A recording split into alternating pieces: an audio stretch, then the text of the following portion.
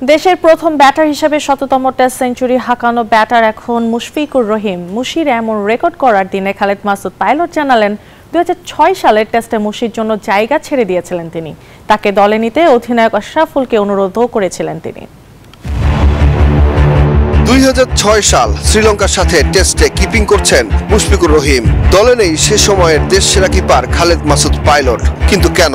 এমন প্রশ্নের উত্তর যেমন সাধারণ মানুষের মনে ঘুরছিল, ঠিক তেমনি গণমাধ্যমও খুঁজে বেড়াচ্ছিল সেই প্রশ্নের উত্তর।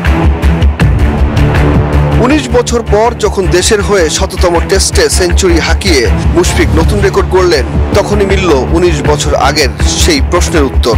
জাতীয় দলের সাবেক অধিনায়ক খালেদ মাসুদ পাইলট জানালেন, দলের কথা ভেবেই তখন নিজ ইচ্ছায় মুশির জন্য জায়গা ছেড়ে দিয়েছিলেন তিনি। এর একটি মাত্র পিল আপনাকে করবে টেনশন ফ্রি। এসএমসি নোরেক্স 1, এক পিলের সমাধান।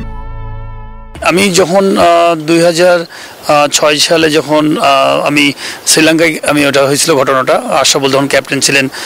মুশফিক বেসিক্যালি ওই সময় কিন্তু ব্যাটসম্যান উইকেট কিপার ছিল, আর আমি ছিলাম কিপার ব্যাটসম্যান।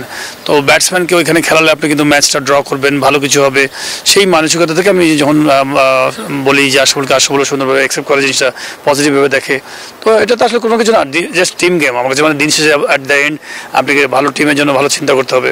এছাড়া দেশের হয়ে শততম টেস্ট খেলার পথে আছেন লিটন দাস ও নাজমুল শান্ত, বলছেন এই সাবেক অধিনায়ক।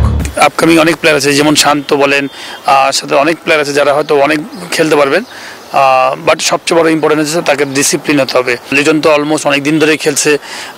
আমি মনে করি লিটনের 50% এখন পর্যন্ত দেয় নাই। তার যে ক্যালিবারের প্লেয়ার, আমার মনে হয় যে বাংলাদেশে one of the finest player. আমার কাছে ভবিষ্যতে ক্রিকেটাররা আরো বড় কিছু অর্জন করবে, এমনটাই প্রত্যাশা খালেদ মাসুদ পাইলটের। সুকন সরকার, নিউজ 24, ঢাকা।